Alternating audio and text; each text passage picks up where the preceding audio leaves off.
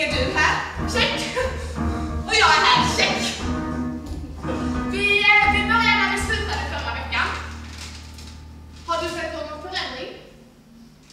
Nej. Har du? Nej, jag förstår inte hur han tänker. Varför ska vi hålla på och släppa ner fler när vi knappt får plats själva? Ja, det borde faktiskt finnas någon sorts kontroll på de som kommer hit. Där uppe hade vi åtminstone en dörrvakt.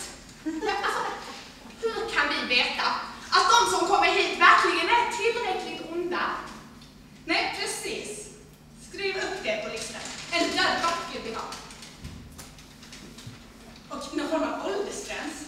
Numera har vi till och med minderåriga här nere. 18 år och giltig legitimation, annars har man inte här att göra. Ja, eller åtminstone målsmans underskrift. Det här blir en rejäl lista.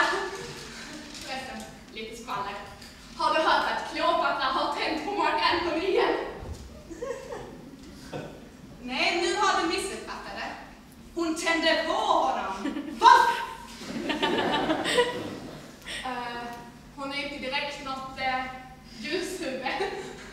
Nej, han blev äldre något. Du får